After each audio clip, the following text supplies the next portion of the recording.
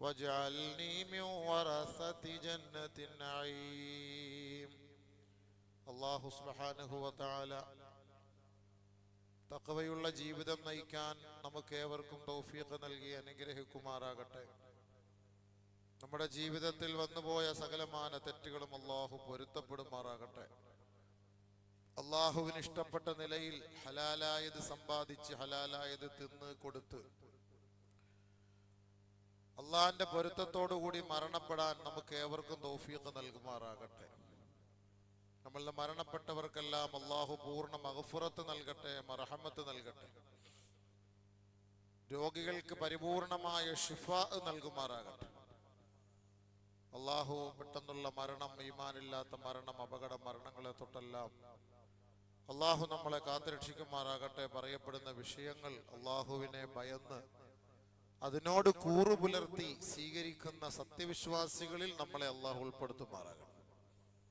ബഹുമാനമുള്ള സഹോദരങ്ങളെ, നമ്മുടെ ഓരോ വാക്കുകളും പ്രവർത്തനങ്ങളും ഇത് അള്ളാഹുവിന്റെ തൃപ്തിക്കുള്ളതായിരിക്കണം. അതാണ് നമ്മുടെ എല്ലാവരുടെയും, ഞാൻ അടക്കം അള്ളാഹു ഇതിന് തൗഫീക്ക് തരട്ടെ. വെറുതെ നമ്മളൊരു സമയം പാഴാക്കലല്ല നമ്മൾ ഈ നസീഹത്ത് കേൾക്കുക എന്ന് പറയുന്നത്. അതിൽ നിന്ന് ധാരാളം കാര്യങ്ങൾ പഠിച്ച് നമ്മുടെ ആരുമില്ലാതെ നമ്മൾ ഒറ്റപ്പെട്ട് കഴിയുന്ന ഒരു ലോകത്ത് ജീവിക്കുന്നതിനുള്ള ഒരു വഴിയാണ് നമ്മളിപ്പോൾ തിരഞ്ഞെടുക്കുന്നത്. പക്ഷെ ജനങ്ങൾക്ക് അതൊന്നും അങ്ങോട്ടും മനസ്സിലാവൂല. അവർക്ക് ദുനിയാവിൽ എങ്ങനെയെങ്കിലുമൊക്കെ കഴിഞ്ഞുകൂടി പോകണം, ആഖിറവല്ലേ അത് പിന്നീട് കാണാം, അതൊക്കെ അള്ളാഹു പുറത്തു തരും എന്നുള്ള ഒരു മാനദണ്ഡത്തിലാണ് നമ്മൾ കഴിയുന്നത്. അള്ളാഹു പൊറുക്കും, പക്ഷേ പൊറുക്കുന്നതിന് ചില മാനദണ്ഡങ്ങളുണ്ട്. അള്ളാഹു പൊറുക്കൂല എന്ന് നമുക്ക് പറയാൻ പറ്റില്ല. പൊറുക്കും, പക്ഷെ പൊറുക്കുന്നത് ആർക്ക് പൊറുക്കും? അതെന്ത് ചിന്തിക്കാത്തത്? അള്ളാഹു പൊരുത്തപ്പെട്ടു തരും. നമ്മളിത് ആഖിറവുമായി ബന്ധപ്പെട്ട് നമ്മൾ ചർച്ച ചെയ്യുമ്പോ അതിനൊരു വലിയ വില നമ്മൾ കൽപ്പിക്കാതിരുന്നാൽ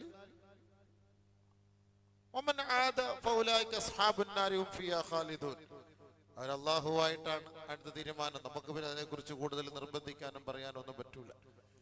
അള്ളാഹു അവന്റെ റസൂലും പറയുന്നതാണ് ദീൻ. അതിനെതിരെ നമുക്ക് ന്യായം പറഞ്ഞ് പിടിച്ചു നിൽക്കാൻ ഇവിടെ കഴിയും, പക്ഷെ അവിടെ കഴിയില്ല.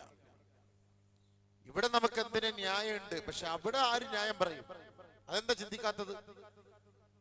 അതുകൊണ്ട് നല്ലതുപോലെ മനസ്സിലാക്കുക. അള്ളാഹയെ ഭയപ്പെട്ട് ജീവിക്കാൻ എന്നോട് നിങ്ങളോട് ഞാൻ വസിയത്ത് ചെയ്യാൻ. കുറച്ചുകൂടെ കയറിയിരിക്കും മുന്നോട്ട്. എല്ലാവരും കുറെ നാളായി പറഞ്ഞിട്ട് അവിടെ ബാക്കിയിരിക്കുന്ന ഹബീബ് മുന്നിലത്തെ സഫിലോട്ട് കയറിയിരിക്കും. മുട്ടുകെട്ടിയിരിക്കില്ല. നഹൻ നബി സല്ലല്ലാഹു അലൈഹി വസല്ലം അനിൽ ഹബുവത്തി ഫിൽ ജുമുഅ. ജുമുഅക്ക് മുട്ടുകെട്ടിയിരിക്കുന്നതിനെ നബിതങ്ങൾ നിരോധിച്ചിട്ടുണ്ട്. എല്ലാവരും എൻ്റെ സൗകര്യം അനുസരിച്ച് നല്ല ഉഷാറായിട്ട് മുട്ടൊക്കെ കെട്ടി ഉറങ്ങാനായിരിക്കും. പിന്നെ തൂണല്ലൊക്കെ ചാരി. ഇത് പൊതുവെ ഇത് കേൾക്കുമ്പോൾ ഉറക്കം വരും. നമ്മൾ കഴിഞ്ഞ ആഴ്ച പറഞ്ഞില്ലേ, ഉറക്കം വരും. ഉറങ്ങാനാണല്ലോ നമ്മൾ ലക്ഷ്യം. അള്ളാഹുവേ, കാര്യങ്ങൾ മനസ്സിലാക്കാൻ നീ തൗഫീഖ് നൽകണേ പടച്ചവനെ. അപ്പൊ നമ്മള് നബി സല്ലല്ലാഹു അലൈഹി വസല്ലമ തങ്ങൾ ബഹുമാനപ്പെട്ട മുആദ് ബിൻ ജബൽ റളിയല്ലാഹു തആല അൻഹുവിന് പറഞ്ഞു കൊടുത്ത മറുപടി ആയത്തിന്റെ തഫ്സീറാണ് നമ്മൾ വിശദീകരിക്കുന്നത്. യൗമ യുൻഫഖു ഫിസ്സൂർ ഫതഅതൂന അഫ്വാജാ. പല പല വിഭാഗങ്ങളായി സൂറെന്ന കാഹളത്തിൽ ഊതപ്പെടുമ്പോ ഖബറുകളിൽ നിന്ന് ഉയർത്തെഴുന്നേൽപ്പിക്കപ്പെടും. ഇത് കേട്ടപ്പോ നബിതങ്ങൾ പൊട്ടിക്കരഞ്ഞുപോയി. വല്ലാത്ത ചോദ്യമാണ് മുആദേ നീ എന്നോട് ചോദിച്ചത്. ശേഷം ഹബീബായ റസൂലുള്ളാഹി സ്വല്ലല്ലാഹു അലൈഹി വസല്ലമ തങ്ങൾ വിശദീകരിച്ചു കൊടുത്തു. യുഹ്ശറു അശ്റതു അസ്നാഫിൻ മിൻ ഉമ്മത്തി അശ്താതാ. എൻ്റെ ഉമ്മത്തികളിൽ നിന്ന് 10 വിഭാഗമായിട്ട് ഉയർത്തെഴുന്നേൽപ്പിക്കപ്പെടും. വഖദ് മയ്യസഹും അൻ ജമാഅത്തിൽ മുസ്ലിമീൻ വഖദ് ബദ്ദല സുവറഹും. അല്ലാഹു അവരുടെ രൂപങ്ങൾ മാറ്റുകയും മുസ്ലിം സമുദായത്തിൽ, മുസ്ലിം കൂട്ടത്തിൽ, മുസ്ലിം കുടുംബത്തിൽ, മുസ്ലിം സംഘങ്ങളിൽ നിന്ന് ഈ 10 പേരെ, 10 വിഭാഗക്കാരെ അല്ലാഹു മാറ്റി നിർത്തുമത്രേ. ആ 10 വിഭാഗത്തിൽ ഒന്നാമത്തെ വിഭാഗമാണ് ബഅ്ളുഹും ഫമിൻഹും അലാ സൂറത്തിൽ ഖിറദ. ഖിറദത്ത് കുരങ്ങിന്റെ രൂപത്തിലുള്ളവർ ആ വിഭാഗത്തിൽപ്പെട്ടവരാണ്. വബഅ്ളുഹും അലാ സൂറത്തിൽ ഖനാസീർ. പന്നിയുടെ കോലത്തിലുള്ളവരും അവരാണ്. വബഅ്ളുഹും, ഇത് രണ്ടും നമ്മൾ പറഞ്ഞു. ഒന്ന് കുരങ്ങന്റെ കോലത്തിൽ വരുന്നത് ആരൊക്കെ? ആരൊക്കെയാണ്, 2 പന്നിയുടെ കോലത്തിൽ ഉയർത്തപ്പെടുന്നത് ആരൊക്കെയാണ്, ഇതൊക്കെ നമ്മൾ പറഞ്ഞു. മൂന്നാമത് വഅലുഹും മുനക്കസൂന റൂസുഹും അഅലാഹും അർജുലുഹും അഅലാഹും വവുജൂഹുഹും യുസ്ഹബൂന അലൈഹാ. അർജുലുഹും അഅലാഹും, ഒരു വിഭാഗം ആളുകൾ അവരുടെ തല മുകളിലും കാലുമുകളിലും തല താഴെയുമാണ്. കാലുകൊണ്ട് നടക്കേണ്ടതിന് പകരം തല കൊണ്ട് നടക്കേണ്ടി വരും. കാലുകൊണ്ട് നടക്കേണ്ടതിന് പകരം തല കൊണ്ട് നടക്കേണ്ടി വരും. ഉടനെ സ്വഹാബി ചോദിച്ചു, നബിയേ ഇതെങ്ങനെയാണ് കാലുകൊണ്ട് നടക്കേണ്ട സ്ഥാനത്ത് തല കൊണ്ട് നടക്കുന്നത് എങ്ങനെയാണ്? ആദരവായ റസൂലുള്ളാഹി സ്വല്ലല്ലാഹു അലൈഹി വസല്ലമ തങ്ങൾ അതിന് മറുപടി നൽകി. അല്ലാഹു സുബ്ഹാനഹു വ തആലയാണ് നടക്കാൻ നമുക്ക് തൗഫീഖ് തന്നത്, കഴിവ് തന്നത്. ആ പടച്ച തമ്പുരാൻ അംശാഹും ഖാദിറുൻ അലാ അൻ യുംശിയഹും ബിവുജൂഹിഹിം, അവർക്ക് മുഖം കൊണ്ട് നടക്കാൻ അല്ലാഹു അവർക്ക് അതിനവിടെ കഴിവ് കൊടുക്കും. കാലുകൊണ്ട് നടക്കുന്നവർ മുഖം കൊണ്ട് അവരെ നടത്തിക്കും അല്ലാഹു സുബ്ഹാനഹു വ തആല. എത്രത്തോളം എന്ന് വെച്ചാൽ വഹും യത്തഖൂന കുല്ല ഹദബിൻ വശൗഖ്, കല്ലുകളും മണ്ണുകളും ഒക്കെ താണ്ടിയിട്ടാണ് അവര് നാളെ പോകുന്നത് നരകത്തിലേക്ക്. നഊദു ബില്ലാഹ്. ആരാണ് നബിയെ എന്ന് മുആദ് ഇബ്നു ജബൽ റളിയല്ലാഹു അൻഹു ചോദിച്ചപ്പോ ഫഹും അഖ്ലതുർ റിബാ ഐ ആകിലുർ റിബാ, പലിശ തിന്നുന്നവരാണ് കേട്ടോ. കണ്ടോ ഞാൻ പറഞ്ഞത്? വമയ്യസഹും അൻ ജമാഅത്തിൽ മുസ്ലിമീൻ, മുസ്ലിമീങ്ങളുടെ ജമാഅത്തിൽ നിന്ന് ഒരു വിഭാഗത്തെ മാറ്റി. ഞാൻ നേരത്തെ പറഞ്ഞു, ഇത് ഹിന്ദുക്കളോ ക്രിസ്ത്യാനികളോ കാഫറോ അമുസ്ലിമീങ്ങളോ നിങ്ങൾ കരുതരുത്. നമ്മുടെ ഖൗമിൽപ്പെട്ടവർ, ഈ പലിശയുമായി ബന്ധപ്പെടുന്നവര് നാളെ ഉയർത്തെഴുന്നേൽപ്പിക്കപ്പെടുന്നത് ഈ കോലത്തിലാണ്. നബിയുനാ റസൂലുള്ളാഹി സ്വല്ലല്ലാഹു അലൈഹി വസല്ലം തങ്ങൾ പറഞ്ഞു, ഇവർക്ക് ഖബർ മുതലാണ് ശിക്ഷ തുടങ്ങുന്നത്. എങ്ങനെയാണ് ഖബറിൽ നിന്ന് എഴുന്നേൽക്കുന്നത്? പ്രേതബാധ ഏറ്റവരെ പോലെ, ഏതോ പിശാച് അടിച്ച് താഴെയിട്ടവർ എഴുന്നേറ്റ് വരുന്നത് പോലെ. അല്ലദീന യഅകുലൂന റിബാ ലാ യഖൂമൂൻ ഇല്ലാ കമാ യഖൂമുല്ലദീ യതഖബ്ബതുഹു ശൈത്വാനു മിനൽ മസ്. പിശാചിന്റെ അടി ഏറ്റവനെ പോലെയാണ് എഴുന്നേറ്റ് വരിക. കാരണം ഒരു ബോധം ഉണ്ടാവില്ല, ഒരു സന്തോഷം ഉണ്ടാവില്ല. ഈ ശാരീരികമായി മാനസികമായി പൈശാചികമായ പ്രശ്നങ്ങൾ കൊണ്ട് കഷ്ടപ്പെടുന്നവരെ നമ്മൾ കണ്ടിട്ടുണ്ട്. അവരെയൊക്കെ ഒന്ന് പോയി നോക്ക്, അവരുടെ അവസ്ഥയൊക്കെ ഒന്ന് മനസ്സിലാക്കി നോക്ക്. എന്തായിരിക്കും അവരുടെ മുഖം കണ്ടാൽ തന്നെ ഒരു ഭ്രാന്തി പിടിച്ചവനെ പോലെ. ഈ ഭ്രാന്തി പിടിച്ചവനെക്കാളും ദുഷ്കരമായിട്ടാണ് ഈ പലിശ തിന്നവൻ നാളെ നമ്മുടെ ഖബർസ്ഥാനിൽ നിന്ന് എഴുന്നേറ്റ് വരുന്നത്. അടക്കുമ്പോ നല്ല രീതിയിലാണ് അടക്കുന്നത്, നല്ല അവസ്ഥയിലാണ് അടക്കുന്നത്. കർപ്പൂരമൊക്കെ ഇഷ്ടം പോലെ വാരിയിടും, ഇഷ്ടം പോലെ ഊത് അത്ര മജുമൊക്കെ പരട്ടും, നല്ല രീതിയിൽ ദുആ ഒക്കെ ചെയ്ത് കൊണ്ടുപോയി അടക്കമൊക്കെ ചെയ്യും. നമ്മുടെ ബാധ്യത. ഒരു മുസ്ലിമല്ല, അവൻ പലിശ വാങ്ങിയാലും ലോട്ടറി വാങ്ങിയാലും ലോട്ടറി അടിച്ചാലും ലോട്ടറിയുടെ പൈസ തന്നാലും നമ്മുടെ ബാധ്യത ദുആ അരക്കല്, നമ്മുടെ ഗതികേട്.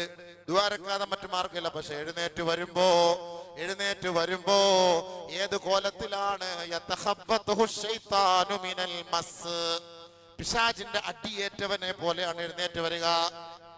എന്തിനാണ് ഇവനെ ഇത്ര ശിക്ഷിക്കാനുള്ള കാരണം? എന്താ? യതഖബ്ബതുഹു ശൈത്താനു മിനൽ മസ്. എന്താ കാരണം?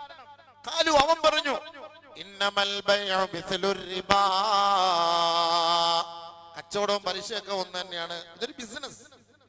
ഫൈനാൻസ് ഇട്ട് കൊടുക്കുന്ന മുസ്ലിം ചെറുപ്പക്കാർ, കാറുകാർക്ക് നമ്മൾ കൂട്ടി നിന്നിട്ട് ഫൈനാൻസ് ഇട്ട് കൊടുക്കും. നിനക്കത്ര വണ്ടിയിട്, നീ വണ്ടിയിട്, ഇത് എടുത്തോ, 5 ലക്ഷം രൂപ, നിനക്ക് 4 ലക്ഷം രൂപ ലോൺ ഞാൻ എടുത്തുതരാം. നമ്മൾ എഴുതി കൊടുക്കല്ലേ? നമ്മൾ സപ്പോർട്ട് ചെയ്യണം. എന്നിട്ട് ഇവ പറയും, ഇന്ന് നിസ്കരിക്കാൻ കൃത്യമായിട്ട് ബാങ്ക് വിളിക്കുമ്പോൾ നിസ്കരിക്കാൻ പോകും. എന്താ കാരണം? ഇന്നമൽ ബൈഉ മിസ്ലുർ റിബാ. ഇവൻ പറഞ്ഞു ഇതും ഒരു ബിസിനസ് ആണ്, കച്ചവടമാണ്. കച്ചവടവും റിബയും പലിശയല്ല, ഒന്നാണ്, ഈക്വൽ എന്നവൻ മനസ്സിലാക്കി അങ്ങനെ പറഞ്ഞവനാണ് ഇവൻ. അതെങ്ങനെ ശരിയാവും? ഇന്നമൽ ബൈഉ മിസ്ലുർ റിബാ. അല്ലാഹു സുബ്ഹാനഹു വ തആല പരിശുദ്ധമായ ഖുർആനിൽ പറഞ്ഞു, യംഹഖുല്ലാഹു റിബാ വയുർബി സദഖാത്ത്. റിബ, പലിശ അല്ലാഹു സുബ്ഹാനഹു വ തആല നശിപ്പിച്ചു, നിരോധിച്ചു. ഒരിക്കലും അത് പണം, അത് കച്ചവടം പോലെ ആവൂല. ബിസിനസ് വേറെ, പലിശ വേറെ. ഖാലു ഇന്നമൽ ബൈഉ മിസ്ലുർ റിബാ ഫമൻ ജാഅഹു മൗഇലത്തും അഹല്ലല്ലാഹുൽ ബൈഅ വഹറമ റിബാ. അല്ലാഹു കച്ചവടം ഹലാലാക്കി, പലിശയെ അള്ളാഹു നിഷിദ്ധമാക്കി. ഇവിടെ പ്രത്യേകിച്ച് അത് എടുത്തു പറയാണ്. നിങ്ങൾ ആരെങ്കിലും അങ്ങനെ ഇത് ബിസിനസ് അല്ലേ, ഇത് കച്ചവടമല്ലേ എന്നൊക്കെ പറഞ്ഞ് ന്യായീകരിക്കാൻ നിന്നാല് അള്ളാന്റെ ന്യായീകരണം കച്ചവടം ഹലാല്, പലിശ ഹറാം. അതിൽ യാതൊരു സംശയമില്ല. നമ്മൾ നല്ലപോലെ ശ്രദ്ധിക്കണം. എല്ലാരും ഈ പലിശക്കൊക്കെ പൈസ എടുത്തിട്ട് കച്ചവടം ചെയ്യും.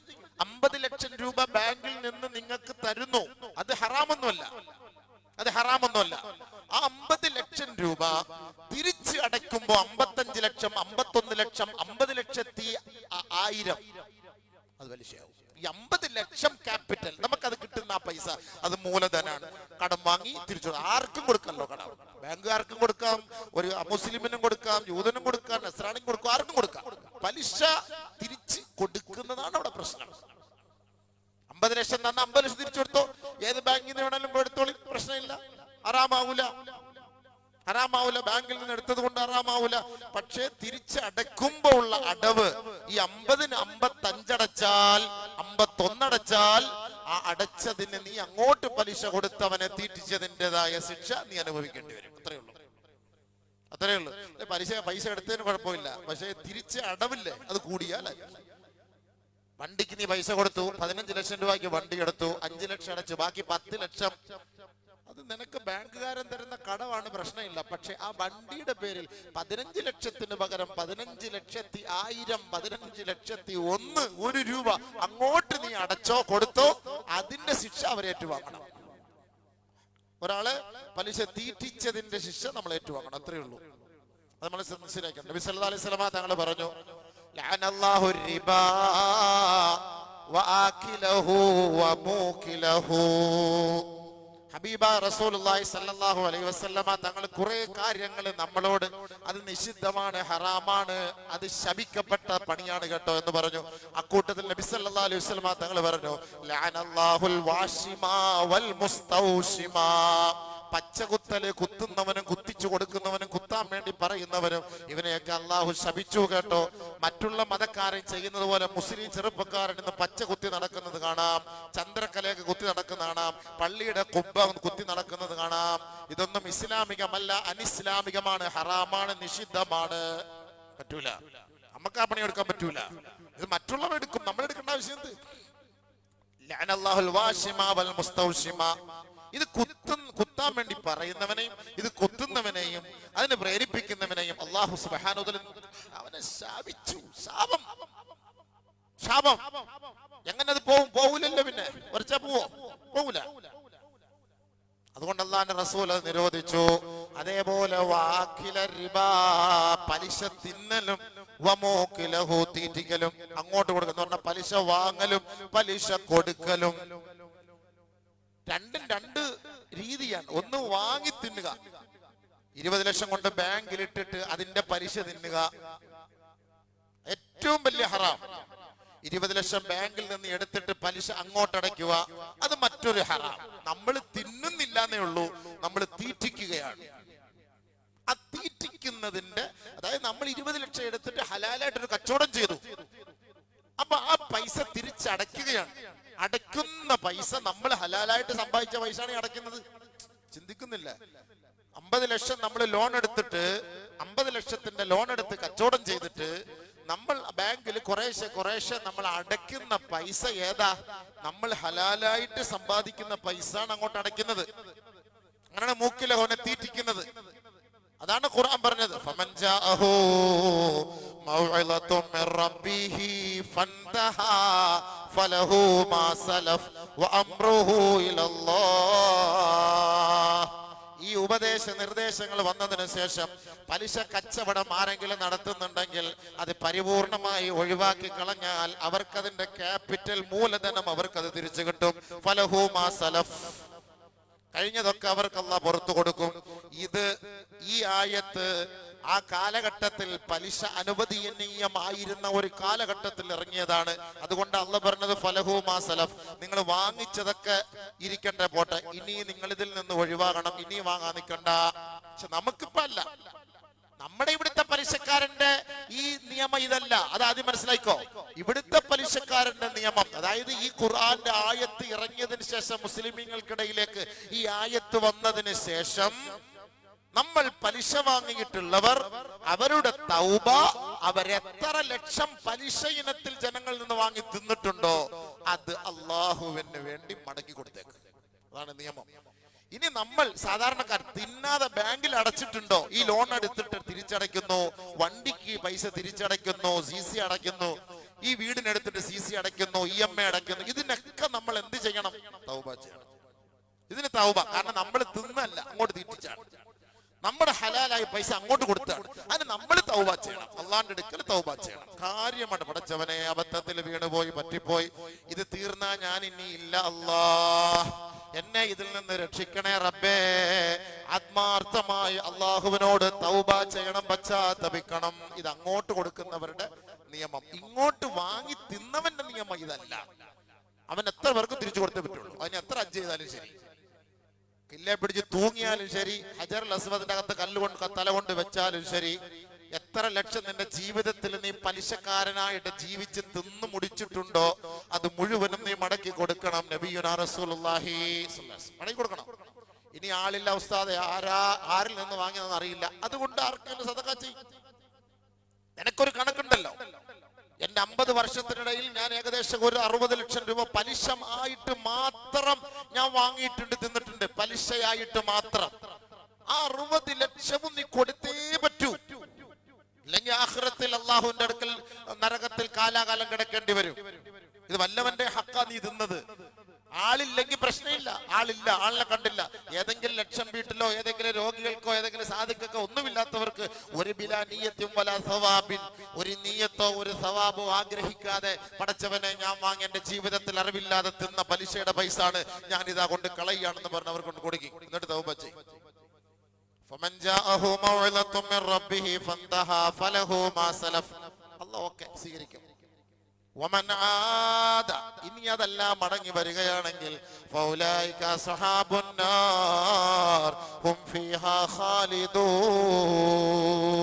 കാലാകാലം നരകത്തിൽ കിടക്കണം. അല്ലാഹു കാത്തുരക്ഷിക്കട്ടെ. ഈ ചെറിയ കളിയിൽ ആഖിറത്തിന്റെ ചർച്ചയാണ് ഇത് കേട്ടോ. ഈമാന്റെ ചർച്ചയാണ്. നമ്മൾ പൊതുവെ പറയും നിങ്ങൾക്ക് ന്യായങ്ങൾ കാണും, അത് നിങ്ങളുമായി അല്ലാഹുമായി. എന്റെ ബാധ്യത, എന്റെ ഡ്യൂട്ടി ഖുർആൻ ഹദീസ് ഓതി അത് നിയമം പറഞ്ഞു തരിക എന്നുള്ളതാണ്. നിങ്ങൾക്ക് ഇനി എങ്ങനെ വേണമെങ്കിലും ന്യായീകരിക്കാം. ആര് പറയുന്നതോ നിങ്ങൾ കേൾക്കാം. അല്ലാഹു അലം. എന്റെ അറിവിൽ ഞാൻ പഠിച്ചതനുസരിച്ചാണ് ഞാൻ നിങ്ങൾക്ക് പറഞ്ഞു തരുന്നത്. ഇനി ആരെങ്കിലും ഇതിനേക്കാൾ എക്സ്ക്യൂസ് മസ്അല വല്ലോ നിങ്ങൾക്ക് പറഞ്ഞു തരുന്നുണ്ടെങ്കിൽ അലല്ലാഹ് നിങ്ങൾ ആയിക്കോളി, മാഫി മുഷ്കിൽ, എനിക്ക് എല്ലാത്തിനും പ്രശ്നമില്ല. അപ്പൊ അതുകൊണ്ട് ഫമൻ ജാഅഹു മൗലത്തും മിർ റബ്ബിഹി ഫന്തഹാ ഫലഹു മാ സലഫ് വഅംറുഹു ഇലല്ലാഹ്. അവന്റെ എല്ലാ കാര്യം അല്ലാഹുവിലേക്കാണ്. ومن عاد فأولئك أصحاب النار هم فيها خالدون. പലിശ ഹറാമായ ആയത്തിറങ്ങിയപ്പോഴേ ആ കാലഘട്ടത്തിൽ പലിശ വാങ്ങിയവർ മുഅ്മിനീങ്ങളായിരുന്നു. നിയമമില്ലല്ലോ, ഹറാമാണെന്ന് പറഞ്ഞിട്ട് നിയമം വന്നിട്ടില്ല. പലിശ അന്ന് വാങ്ങിയവരൊക്കെ മുഅ്മിനീങ്ങളായിരുന്നു. ഏറ്റവും വലിയ പലിശക്കാരനായിരുന്നറിയോ? നബി സല്ലല്ലാഹു അലൈഹി വസല്ലം തങ്ങളുടെ പിതൃവൻ അബ്ബാസ് ഇബ്നു അബ്ദുൽ മുത്തലിബ് ഏറ്റവും വലിയ പലിശക്കാരനാണ്. അബ്ബാസ് റളിയല്ലാഹു തആല അൻഹു 55,000 പവൻ സ്വർണമാണ് പലിശ ഇനത്തിൽ അദ്ദേഹത്തിന് കിട്ടിയത്. കണക്ക് കൂട്ടി നോക്കുമ്പോ ഏത് ഈ ആയത്തിറങ്ങിയപ്പോ, ഈ ആയത്ത് ഇറങ്ങിയ സമയത്ത് 55,000 പവൻ കൂട്ടി നോക്ക്. ഇന്നത്തെ കണക്കനുസരിച്ച് 60,000 വെച്ച് കൂട്ടി നോക്ക്. 55,000 പവൻ അദ്ദേഹത്തിന്റെ മൂലധനത്തിൽ നിന്ന് 10% ഈ പലിശ അദ്ദേഹത്തിന് കിട്ടിയതാണ്. നബി സല്ലല്ലാഹു അലൈഹി വസല്ലം തങ്ങൾ ഹജ്ജത്തുൽ വദാഇൽ വിളിച്ചിട്ട് പറഞ്ഞു, അർരിബ മൗളൂഉൻ കുല്ലു. ഞാൻ ഇവിടെ പലിശ മുഴുവനും എന്റെ കാലിന്റെ അടിയിൽ ചവിട്ടി തേക്കുകയാണ്. ആദ്യമായി ഞാൻ വലിച്ചെറിയുന്നത് എന്റെ പിതൃവ്യനായ അബ്ബാസിന്റെ പലിശ കച്ചവടമാണ്. ഈ ആയത്തിറങ്ങിയപ്പോൾ നബി തങ്ങൾ അവിടെ വെച്ച് പ്രസംഗിച്ചു. നബി സല്ലല്ലാഹു അലൈഹി വസല്ലമ തങ്ങളുടെ ഈ വാക്ക് കേട്ടിട്ട് 55,000 പവൻ സ്വർണം പലിശ ഇനത്തിൽ മാത്രം ബാക്കിയായ അബ്ബാസ് റളിയല്ലാഹു അൻഹു നബിയുടെ അടുക്കലേക്ക് പറഞ്ഞു, ഇതിൽ നിന്ന് എനിക്ക് കിട്ടിയത് ഇത്ര കോടി രൂപയുടെ വിഹിതമാണ്. ആ പൈസയും വേണ്ട, മൂലധനവും വേണ്ട, അതിന്റെ പലിശയും വേണ്ട, വിട്ടാരെ മൂലധനം അടക്കം ബഹുമാനപ്പെട്ട അബ്ബാസ് റളിയല്ലാഹു തആല കളഞ്ഞു. കാരണം അത് ചേർന്ന് ഇതിനകത്ത് കിട്ടിയതാണ്. അതുകൊണ്ട് മൂലധനം അല്ലാഹ് പറഞ്ഞു, മൂലധനം എടുത്തോ, എന്റെ ക്യാപിറ്റൽ നിങ്ങൾക്ക് എടുക്കാം, പ്രശ്നമില്ല, മൂലധനം എടുത്തോളി, പക്ഷേ പലിശ എടുക്കണ്ടെന്ന് പറഞ്ഞ. പക്ഷെ വേണ്ട. നബി സല്ലല്ലാഹു അലൈഹി വസല്ലം തങ്ങളോട് പോയിട്ട് പറഞ്ഞു, വേണ്ട, കണക്ക് കൂട്ടി നോക്കണേ, വീട്ടിൽ പോയിരുന്നിട്ട് 60,000 രൂപ വെച്ച് വെച്ചിട്ട് 55,000 പവൻ എത്ര രൂപയെന്ന് അടുത്ത ആഴ്ച വരും പറഞ്ഞാൽ മതി.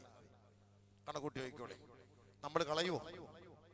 അളിയാ തിന്നിട്ട് നമുക്ക് ദുആറൊക്കെ അളിയാ 10 ഉംറയും ചെയ്യാം, 10 പ്രാവശ്യം ബൈത്തുൽ മുഖദ്ദസിലും പോകാം, 10 പേർക്ക് വീടും വെച്ചു കൊടുക്കാം, 50 പെണ്ണുങ്ങളെയും കെട്ടിച്ചു കൊടുക്കാം, എന്നിട്ട് നമുക്ക് കാര്യമായിട്ട് കരഞ്ഞ് രാത്രി ദുആറക്കാം. എന്റെ പൊന്നളിയ ഒന്നും സ്വീകരിക്കൂല അളിയ. ഇത് മൂത്രത്തിൽ നിന്റെ ഡ്രസ്സ് കഴിയതുപോലെയാണ്. മൂത്രത്തിൽ നിന്റെ ഡ്രസ്സ് കഴിയതുപോലെ എങ്ങനെ ഇരിക്കും? വാഷിംഗ് മെഷീനിൽ വെള്ളം ഒഴിക്കുന്നതിന് മൂത്രം ഒഴിച്ചു കൊടുത്താൽ മതി. അതിൽ നിന്റെ ഡ്രസ്സ് ഇട്ട് കഴിവിട്ട് ഉണക്കി നിസ്കരിക്കാൻ കൊണ്ട് വരുന്നവനെ പോലെയാവും ഇതുകൊണ്ട് നീ സദഖ ചെയ്താൽ. അതുകൊണ്ട് ബഹുമാനപ്പെട്ട സ്വഹാബാക്കളുടെ ഒരു സൂക്ഷ്മത എത്രത്തോളം എന്ന് വെച്ചാല്, സ്വഹാബാക്കൾ ഒരു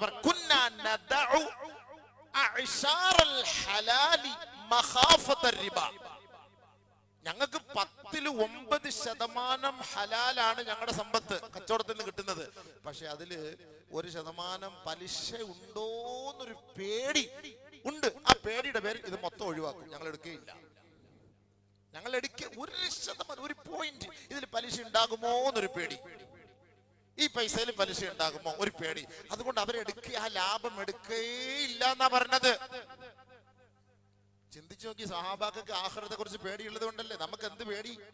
നമുക്ക് എന്ത് പേടി ആഖിറത്തെ കുറിച്ച്, ഖബറിനെ കുറിച്ച് എന്ത് പേടി? ഇതൊക്കെ ഇങ്ങനെ പറഞ്ഞു പൊട്ടിച്ചു വിടാന്നുള്ള അല്ലാതെ, കേട്ടിട്ട് മിണ്ടാതെ ഇറങ്ങി പോകുന്നല്ലാതെ ആരെങ്കിലും നിർത്തുന്നുണ്ടോ?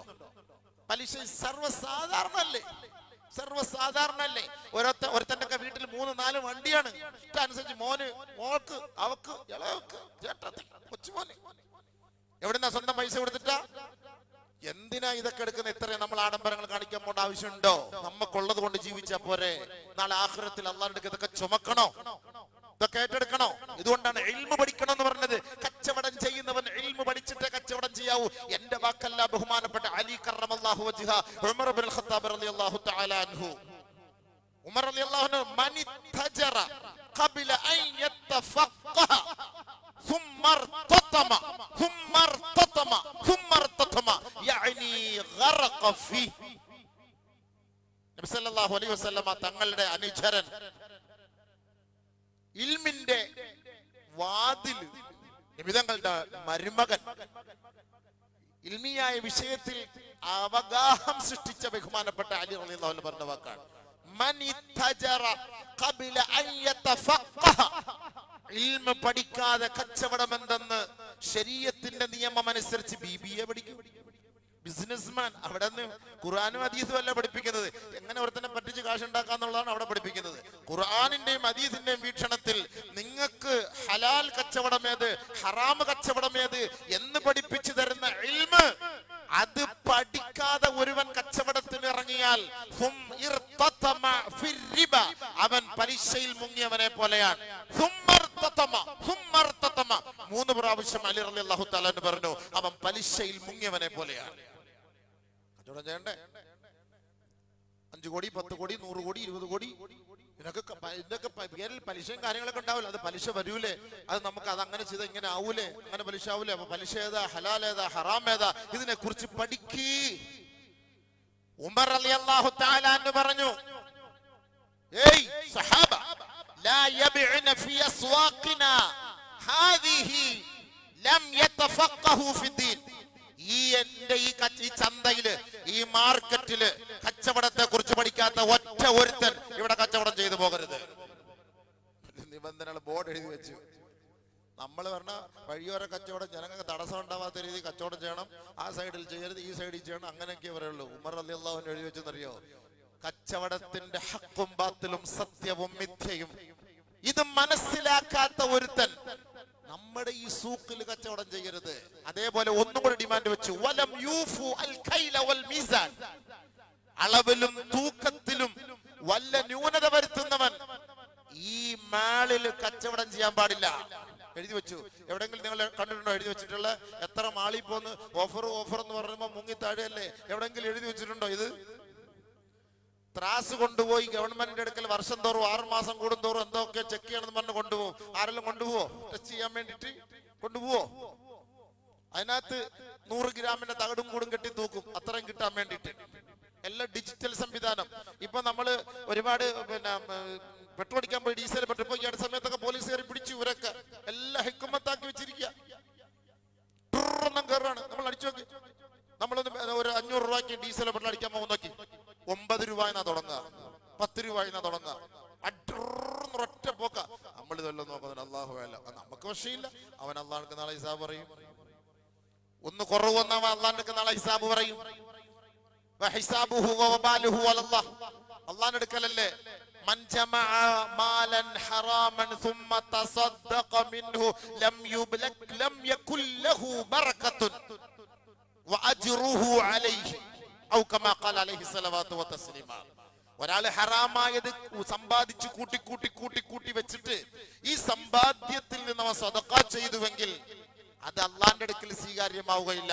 അതിന്റെയും കൂടെ ശിക്ഷ ഇവൻ നാളെ ഏറ്റെടുക്കേണ്ടി വരും. നബിയുന റസൂലുള്ളാഹി. അതുകൊണ്ട് ഹലാലായത് സമ്പാദ്യം കൊടുക്കുക ഒരാൾക്ക്. അതുകൊണ്ട് നബി സല്ലല്ലാഹു അലൈഹി വസല്ലം തങ്ങൾ പറഞ്ഞു, പച്ച കുത്തുന്നവൻ, കുത്തിക്കുന്നവൻ, പലിശ തിന്നുന്നവൻ, തീറ്റിക്കുന്നവൻ, നഹൻ നബിയു സല്ലല്ലാഹു അലൈഹി വസല്ലം അൻ സമനിൽ കൽബ്. പട്ടിയെ വിറ്റ് കാശുണ്ടാക്കുന്ന മുസ്ലിം ഉമ്മത്തുണ്ട്. പട്ടിയെ വിറ്റിട്ട് കാശുണ്ടാക്കാൻ. പട്ടി പൂച്ചയൊക്കെ പോലെ വലിയ കച്ചവടമായിട്ട് മാറിയിരിക്കാൻ. ഇവിടെ ഒക്കെ ബോർഡ് ഒട്ടിച്ചിരിക്കുന്നു. ഈ അടുത്ത സ്ഥലത്ത് ഞാൻ തിരുവനന്തപുരത്ത് ഇങ്ങനെ പോയപ്പോ ഒരു ബോർഡ് ഒട്ടിച്ചിരിക്കുന്നു, പട്ടിയെ കാണാനില്ല, മിസ്സിംഗ് ഡോഗ്. ആരെങ്കിലും ഉണ്ടെങ്കിൽ ഒന്ന് കാണിച്ചു. എന്തായാലും ദുആറൊക്കെ ഏൽപ്പിക്കാൻ ഹൈറായി. അത് എഴുതി ഇങ്ങനെ ഇരിക്കുന്നു. ഞാൻ ഒന്ന് അന്വേഷിച്ചപ്പോൾ നമ്മുടെ കൗമ്, അവർ തൊട്ടടുത്തൊരു വീട്ടുകാരൻ പറയാ, അല്ലോ ഇത് പൊക്കിയെടുത്ത ഒരു ഫ്രണ്ടിൽ വെച്ചോണ്ടാ യാത്ര. കാറിൽ പോകുമ്പോ ഫ്രണ്ടിലിരിക്കും, അല്ലോ ബോണറ്റില് ഡിക്കിയില്. എന്റെ ബർക്കത്ത് കൊണ്ട് ഇങ്ങനെ അവരുടെ കൂട്ടത്തിലാണ്. എന്താ കൗമ്!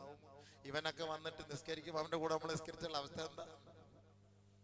ഇതെന്ത് അള്ളാഹു ഹലാലാക്കി. നബി സല്ലല്ലാഹു അലൈഹി വസല്ലം തങ്ങൾ പറഞ്ഞല്ലേ, ഇനി ഒരു മദ്ഹബ് ചിലപ്പോൾ പട്ടി ഹലാലായിരിക്കും. അതാ മദ്ഹബില്. നമ്മൾ ഇവർക്ക് മദ്ഹബ് ദീനില്ല, പിന്നെ വല്ല മദ്ഹബിന്റെ കാര്യം. നഹൻ നബി സല്ലല്ലാഹു അലൈഹി വസല്ലം അൻ സമനിൽ കൽബ്. പട്ടിയുടെ പൈസ ഹലാലല്ല, ഹറാം തന്നെ. നബി സല്ലല്ലാഹു അലൈഹി വസല്ലം പറഞ്ഞവല്ലേ, വകസ്ബിൽ ബഗി, വ്യഭിചരിച്ചുണ്ടാക്കുന്ന പൈസ അതും ഹറാം തന്നെ, അതും ഹറാം തന്നെ. ആ പൈസ ഒക്കെ ലോഡ്ജ് നടത്തുമ്പോ നമ്മൾ സൂക്ഷിക്കണം. അതൊക്കെയാണ് ലോഡ്ജ് പ്രശ്നം. 2 കപ്പിളിങ് വന്നപ്പോ റൂം കൊടുത്തല്ലേ പറ്റൂ, നിയമം അനുസരിച്ച് കൊടുത്തേ പറ്റുള്ളൂ. 2 മണിക്കൂർ 3 മണിക്കൂറത്തൊക്കെ ഉണ്ടെങ്കിൽ ലോഡ്ജ് എടുത്തിട്ട് അവർ പോകും. എന്തിനാണെന്ന് അല്ലാഹു അല്ല, നമുക്കറിയില്ല. ഇനി അതിന് ഹലാലോ ഹറാമോ എന്നുള്ള വിഷയം അവിടെ ഇരിക്കട്ടെ. ഇപ്പൊ നമ്മൾ ലോഡ്ജ് നടത്തുകയാണ്, നമ്മൾ വിചാരം നടത്താനൊന്നും അല്ല, നമ്മുടെ നിയത്ത് വേറെയാണ്. അപ്പം ഈ വ്യഭിചരിച്ച് കിട്ടുന്ന ഈ പൈസ ഇത് ഹലാലാവൂല. ഒരു ചങ്ങാതി, ഞാനൊരു പള്ളിയിൽ ജോലി ചെയ്യുമ്പോൾ ഒരു ചങ്ങാതി, ഒരു കൊച്ചു പയ്യൻ, ഒരു 10-22 വയസ്സാണ്, എന്നോടൊന്ന് ചോദിച്ചാണ്, ഉസ്താദേ എന്റെ കൊച്ചുമ്മ വ്യഭിചരിച്ചുണ്ടാക്കുന്ന പൈസ, കൊച്ചുമ്മക്ക് മക്കളില്ല, കൊച്ചുമ്മ വ്യഭിചരിച്ചുണ്ടാക്കുന്ന പൈസ എന്റെ പേരിലാണ് അയക്കുന്നത്. എത്ര ഉണ്ടാ? 5-6 ലക്ഷം രൂപ ബാങ്കിലുണ്ട്, എന്ത് ചെയ്യട്ടെ? ആ ചങ്ങാതി എന്നോട് ചോദിച്ചാണ്. പാവം, അവന്റെ ഈ ഓരോ വാത് കേൾക്കുമ്പോ മാറ്റം ഉണ്ടാവുന്നതാണ്. കൊച്ചു പയ്യൻ, നല്ല പയ്യൻ, 10-22 വയസ്സ്, അവർക്ക് മക്കളില്ല.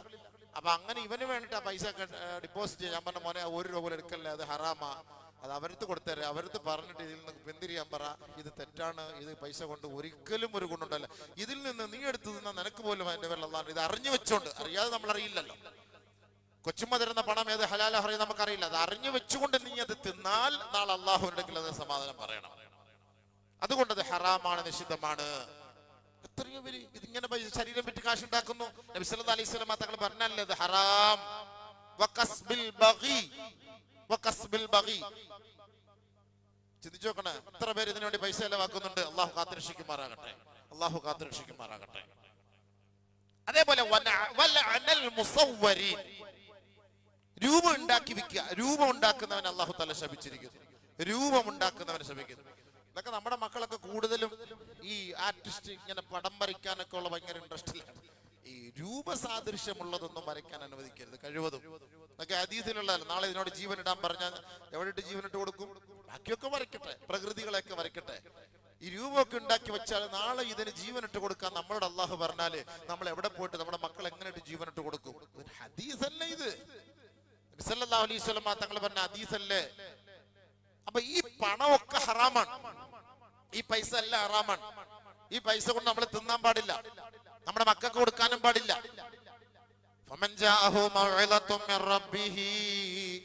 ഈ ഉപദേശം നിങ്ങൾക്ക് കിട്ടിയതിനു ശേഷം നിങ്ങളുടെ പരിപാടികളൊക്കെ ഒഴിവാക്കി തൗബ ചെയ്ത് മടങ്ങിയാൽ ഫലഹുമാ സലഫ്, കഴിഞ്ഞൊക്കെ അള്ളാഹു പുറത്തു തരും. വമൻ ആദ, ഇനി അതെല്ലാം മടങ്ങുകയാണ് വീണ്ടുമെങ്കിൽ ഫൗലൈക അസ്ഹാബുൻ നാർ ഹും ഫീഹാ ഖാലിദൂൻ, കാലാകാലം നരകത്തിൽ കിടക്കേണ്ടി വരും. ഇഷ്ടമുണ്ടെങ്കിൽ ചെയ്തോ, അല്ലാഹു കാക്കട്ടെ. വമാ ആതൈതും മിർ റിബൻ ലിയർബു ഫീ അംവാലിൻ നാസി ഫലാ യർബു ഇൻദല്ലാഹ് വമാ ആതൈതും മിൻ സകാത്തിൻ തുരീദൂന വജ്ഹല്ലാഹ് ഫഉലൈക ഹുമുൽ മുൾഇഫൂൻ. നിങ്ങൾ കച്ചവടത്തിന് പൈസ ഇറക്കും. എന്ത് കച്ചവടം? പലിശ കച്ചവടം. അത് ഇരട്ടി ഇരട്ടിയായിട്ട് ഇങ്ങനെ കിട്ടിക്കൊണ്ടേയിരിക്കും. അതിനുവേണ്ടി നിങ്ങൾ അങ്ങോട്ട് ഇൻവെസ്റ്റ് ചെയ്യും. അതിന് ഒരു കൂടുതൽ ലാഭം കിട്ടൂല കേട്ടോ. അല്ലൊന്നും നിങ്ങൾക്ക് ലാഭം കിട്ടും, പക്ഷെ അതിൽ അള്ളാഹ്ക്ക് ലാഭമൊന്നും കിട്ടൂല. അള്ളാഹുടെ ലാഭം എന്താ? അള്ളാഹുവിനെ ആഗ്രഹിച്ചുകൊണ്ട് നിങ്ങൾ സക്കാത്ത് കൊടുക്കാൻ തയ്യാറായാൽ അത് അള്ളാഹു നിങ്ങൾക്ക് ഇരട്ടിയാക്കി തരുമത്രേ. ഉണ്ടോ? അത് ഇരട്ടിയാക്കി തരും. അല്ല, പലിശ അല്ല ഇരട്ടി തിന്നേണ്ടത്. യാ അയ്യുഹല്ലദീന ആമനൂ ലാ തഅകുലുർ റിബാ ദുആഫൻ മുളാഅഫ. ഇരട്ടി ഇരട്ടിയായിട്ട് പലിശ നീ തിന്നല്ലേ തിന്നല്ലേ തിന്നല്ലേ. ഖുർആനിന്റെ പ്രഖ്യാപനമാണ്. അല്ലാഹു അക്ബർ. ഇരട്ടി വട്ടിപ്പലിശ. എന്തൊക്കെ പലിശ തിന്ന നമ്മുടെ കൗമുകൾ എന്ന് നിസ്കരിക്കാൻ വരും. എന്ത് നിസ്കരിക്കുന്നത്?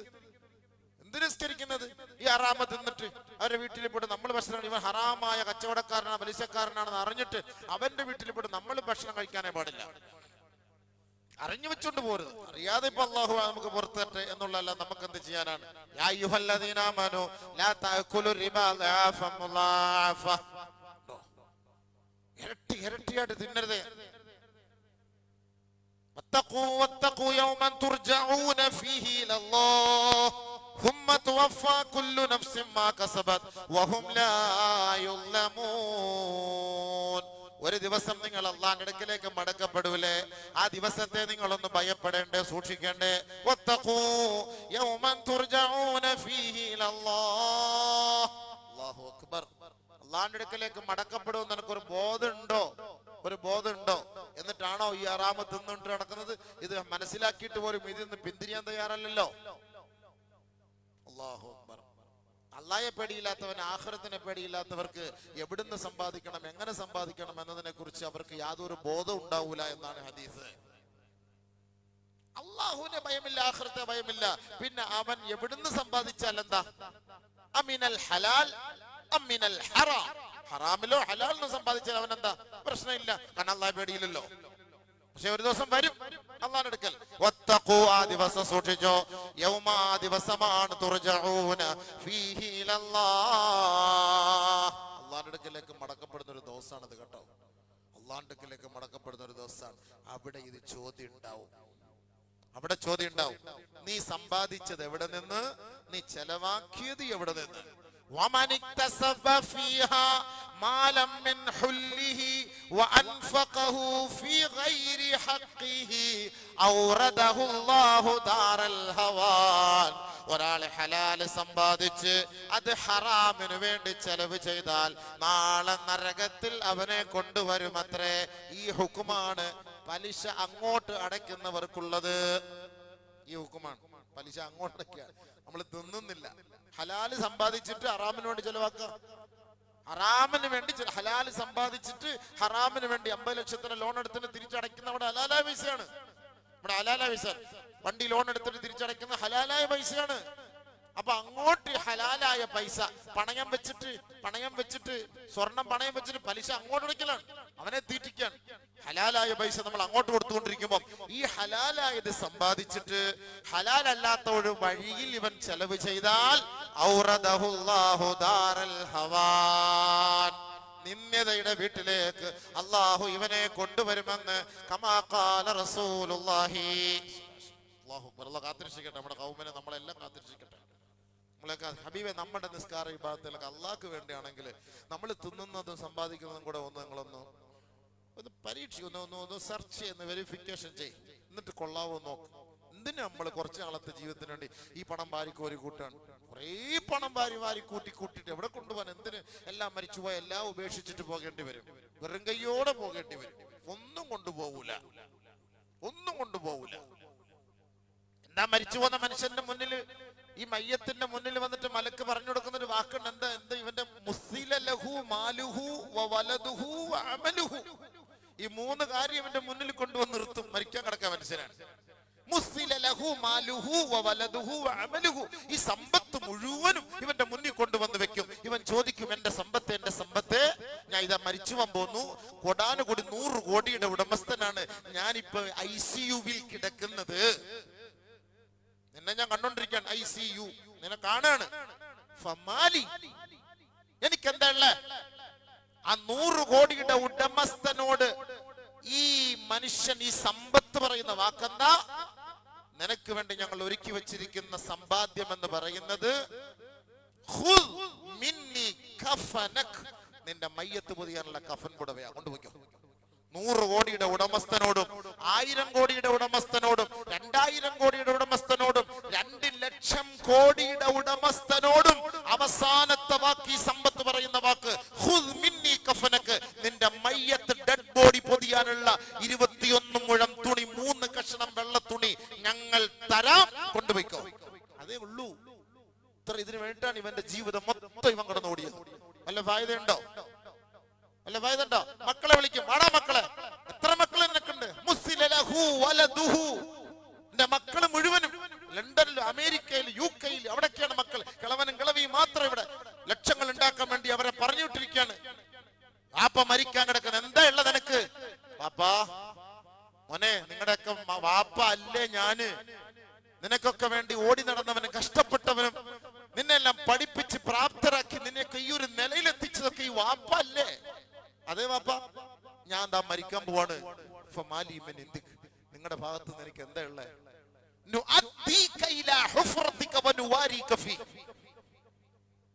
പള്ളിയുടെ പടിഞ്ഞാറ് ഭാഗത്ത് മെഹ്റാബിനോട് ചേർന്നൊരു കബർ കുഴിച്ചിട്ടുണ്ട്. വാപ്പ അവിടെ കൊണ്ടിടും, മണ്ണിട്ട് കൂടും.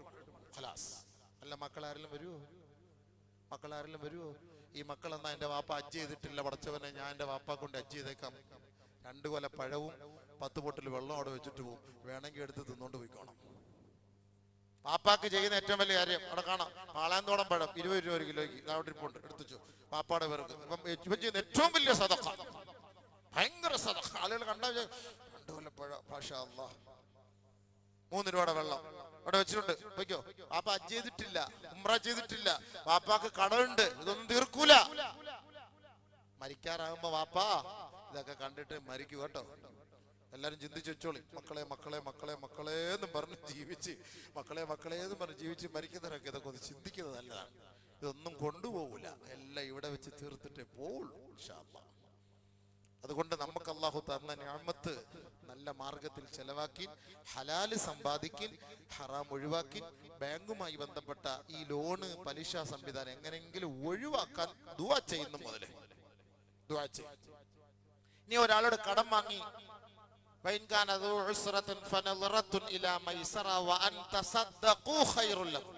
ഒരാൾ പാവപ്പെട്ട ഒരാൾ അവന്റെ പൈസ വാങ്ങി 1 ലക്ഷം രൂപ കടം വാങ്ങി, തിരിച്ചടയ്ക്കാൻ ഒരു നിവൃത്തിയില്ല. ഇവന് നല്ല സമ്പത്തുണ്ട്, പോയി നോക്കും, എന്നും അടിക്കുമ്പോഴൊക്കെ പൈസ അളിയാ, ഇല്ലടി, ഞാൻ ആകെ ഇതേ ഉള്ളു, ഈ നിൽക്കുന്ന ഈ സൈറ്റിലല്ല, ഒന്നുമില്ല, ഞാൻ വാങ്ങിയത് എൻ്റെ അതും പോയി, എല്ലാം പോയി, കഷ്ടപ്പെട്ട അളിയ, പ്രശ്നമാണ് അളിയ, 10-20 രൂപ കൊണ്ട് തിരിച്ചു കൊടുത്ത്, ഇനി 80 രൂപ കൊടുക്കൊണ്ട്.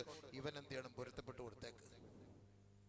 അവന്റെ ബുദ്ധിമുട്ടും പ്രയാസങ്ങളും കണ്ടിട്ട് ഇവനങ്ങ് പൊരുത്തപ്പെട്ട് കൊടുത്ത്, നീ അത് സദഖ ചെയ്താൽ നിനക്കത് ഖൈറാണ്, കൂലിയാണ്, അത് സദഖായിട്ട് പോരെ. ശരി പോട്ടെ, നീ വേണ്ട പോ, അത് നീ സദഖായിട്ട്, അല്ലാഹ് നിനക്ക് 80,000 രൂപയുടെ സദഖ ദിവസം തോറും അല്ലാഹ് എഴുതി തരും. നമ്മളെ ഒരാൾ പറ്റിച്ച് പൈസ മേടിച്ചോണ്ട് പോയാല് അവൻ പൈസ തന്നില്ല എങ്കിൽ വിഷമിക്കൊന്നും വേണ്ട. എനിക്ക് ആ വിഷമമൊന്നുമില്ല, എന്നെ ഒരുപാട് പേര് പറ്റിച്ചിട്ടുണ്ട്. ഒരു ദിവസം ഞാൻ എത്ര പൈസ അല്ല എത്രയാണോ പറ്റിച്ചത് അത്രയും പൈസ ഒരു ദിവസം സദഖ ചെയ്തതിന്റെ കൂലി അല്ലാഹ് നമ്മുടെ പേരിൽ എഴുതും. അത്ര വലിയ ഭാഗ്യ. 10 ലക്ഷം പറ്റിച്ചിട്ട് പോയാൽ 10 ലക്ഷം സദഖ ചെയ്തതിന്റെ കൂലി അള്ളാഹു നമുക്ക് രേഖപ്പെടുത്തും. എന്നിട്ട് ആഖിറത്തിൽ എത്തുമ്പോൾ അവന്റെ നന്മ നമുക്ക് തരികയും, നമ്മുടെ ഭാഗത്ത് കുറച്ച് തിന്മയുണ്ട്, ഇത് മുഴുവനും അള്ളാഹു ഒരു കൊട്ടയിലാക്കി അവന്റെ കയ്യിലോട്ട് ഇട്ട് കൊടുക്കുകയും ചെയ്യും. പോരെ, 10 ലക്ഷം രൂപയ്ക്ക് സ്വർഗം കിട്ടിയില്ലേ? 20 ലക്ഷം രൂപയ്ക്ക് സ്വർഗം കിട്ടിയില്ലേ? ഇവിടെ കിടന്ന് അടിമടക്കം ഉണ്ടാക്കിയിട്ട് കാര്യമുണ്ടോ? അതുകൊണ്ട് ഇടപാട് തീർത്തിട്ട് മരിക്കുക, അല്ലാതെ മരിക്കരുത്. അള്ളാഹു മനസ്സിലാക്കാൻ തൗഫീഖ് തരട്ടെ, ഹക്ക് മനസ്സിലാക്കാൻ തൗഫീഖ് തരട്ടെ. അതുകൊണ്ട് നാളെ തല താഴെ കാല് മുകളിൽ നടന്ന് ഖബറിൽ നിന്ന് വരുന്ന ഒരു കോലം, അത് ആരുടെ കോലമാണ്? ഈ പലിശകളുമായി ബന്ധപ്പെടുന്നവരാണ്. അല്ലാഹു റബ്ബുൽ ഇസ്സത്ത് എത്രയും വേഗം അതിൽ നിന്ന് നമ്മളെയും നമ്മുടെ അഹിലുകാരെയും സമുദായത്തെയും അതിൽ നിന്ന് അല്ലാഹു രക്ഷിക്കുമാറാകട്ടെ, സഹായിക്കുമാറാകട്ടെ. അങ്ങനെ വല്ല ഇടപാടുകളിൽ ബന്ധപ്പെട്ടിട്ടുള്ളവരെ പടച്ചവനെ എത്രയും വേഗം അതിൽ നിന്ന് ഒഴിവാക്കി സഹായിക്കണേ പടച്ചവനെ. മരണപ്പെട്ട 5 വർഷമാകുന്ന അബ്ദുൽ ബഷീർ സാഹിബിനോട് ദുആ ചെയ്യാൻ, മരണപ്പെട്ടു പോയ മാതാപിതാക്കൾക്ക് വേണ്ടി ദുആ ചെയ്യാൻ, 8-ാം തീയതി മരണപ്പെട്ട ഹസൻ റാവുത്തറിന് വേണ്ടി ദുആ ചെയ്യാൻ, മകൾക്ക് ജോലി ലഭിക്കുന്നതിന് വേണ്ടി ദുആ ചെയ്യാൻ, ഓപ്പറേഷൻ കഴിഞ്ഞ് വിശ്രമിക്കുന്ന സജീന എന്ന സഹോദരിക്ക് ദുആ ചെയ്യാൻ, ഇന്നലെ മരണപ്പെട്ട കരമന ജമാഅത്ത് ജനറൽ സെക്രട്ടറി, വൈസ് പ്രസിഡന്റ് എന്നീ നിലയിൽ പ്രവർത്തിച്ച ഷാഹുൽ ഹമീദ് സാഹിബിന് വേണ്ടി ദുആ ചെയ്യാൻ, 3-ാം തീയതി മദീനയിൽ വെച്ച് മരണപ്പെട്ട് അവിടെ ഖബറടക്കം നടത്തിയ സൈനബ ബീവിക്ക് വേണ്ടി ദുആ എടുക്കാൻ. അല്ലാഹു സുബ്ഹാനഹു വ തആല ഇതെല്ലാം പരിപൂർണമായി സ്വീകരിച്ച് അവരുടെ ആഖിറം വെളിച്ചമാക്കി കൊടുക്കുമാറാകട്ടെ, അവർക്ക് പരിപൂർണ്ണ ശിഫ നൽകുമാറാകട്ടെ. നമ്മുടെ മദ്രസയിൽ ഹിഫ്ള് പഠിക്കുന്ന കുട്ടിക്ക് ഓർമ്മശക്തിയും ബുദ്ധിശക്തിയും വർദ്ധിപ്പിക്കുന്നതിനും എത്രയും പെട്ടെന്ന് ഹിഫ്ള് പൂർത്തിയാകുന്നതിനും ഹിഫ്ളിനോട് താല്പര്യം വർദ്ധിക്കാനും കുടുംബത്തിന്റെ പ്രയാസങ്ങൾ മാറാനും ദുആ ചെയ്യാൻ. അൽഹംദുലില്ലാഹി റബ്ബിൽ ആലമീൻ. അല്ലാഹുമ്മ സ്വല്ലി അലാ മുഹമ്മദിൻ വഅലാ ആലി മുഹമ്മദിൻ വബാരിക് വസല്ലിം അലൈഹി. അല്ലാഹുവേ, പടച്ചവനെ, പറഞ്ഞതും കേട്ടതും ഒരു സ്വാലിഹായ അമലാക്കി തരണേ അല്ലാഹുവേ. അല്ലാഹുവേ, ഇതൊരു വെറുതെ ഒരു വാക്കാക്കി മാറ്റല്ലേ അല്ലാഹ്. കേട്ടവരെക്കാളും പറഞ്ഞവർക്കും അല്ലാഹുവേ ഇത് ജീവിതത്തിൽ കൊണ്ടുവരാൻ ഭാഗ്യം നൽകണേ പടച്ചവനെ. അല്ലാഹുവേ, ഞങ്ങൾ അറിയാതെയോ വിവരമില്ലാതെയോ ഞങ്ങളുടെ വയറ്റിന്റെ ഉള്ളിൽ ഹറാമ് തന്നിട്ടുണ്ടെങ്കിൽ പടച്ചവനെ നീ പൊരുത്തപ്പെടണേ റഹ്മാനെ. അതിന്റെ പേരിൽ നീ ദുനിയാവിലും ആഖിറത്തിലും ഞങ്ങളെ നിന്ദിക്കല്ലേ പടച്ചവൻ. അല്ലാഹുവേ, ഞങ്ങൾ കൊടുക്കുന്നതും ഞങ്ങളുടെ മക്കൾക്ക് സമ്പാദിച്ചു കൊടുക്കുന്നതുമെല്ലാം നീ ഹലാലാക്കി താ പടച്ചവനെ. അല്ലാഹുവേ, ഞങ്ങൾ എടുത്തിട്ടുള്ള കടങ്ങളെല്ലാം വീട്ടിൽ താ അല്ലാഹ്. എത്രയും വേഗം പൂർത്തീകരിച്ചതാ അല്ലാഹ്. കടക്കാരനാക്കി നീ മരിപ്പിക്കല്ലേ പടച്ചവനെ. ഞങ്ങളെ ഒരാളെയും കടക്കാരനാക്കി മരിപ്പിക്കല്ലേ പടച്ചവൻ.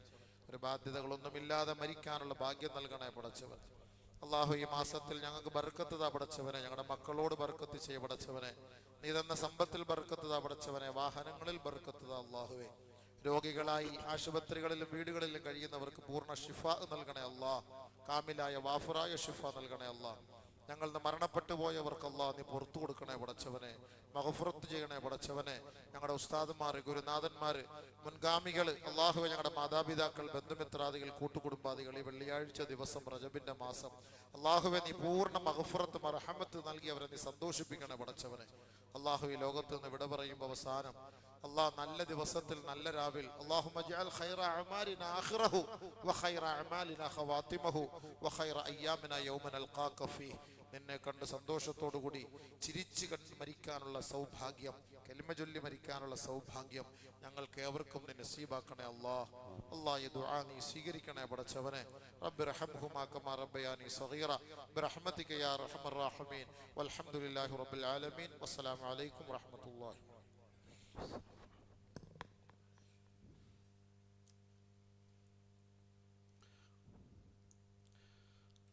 السلام عليكم ورحمة الله وبركاته. اللهم صل على سيدنا محمد وعلى آل سيدنا محمد.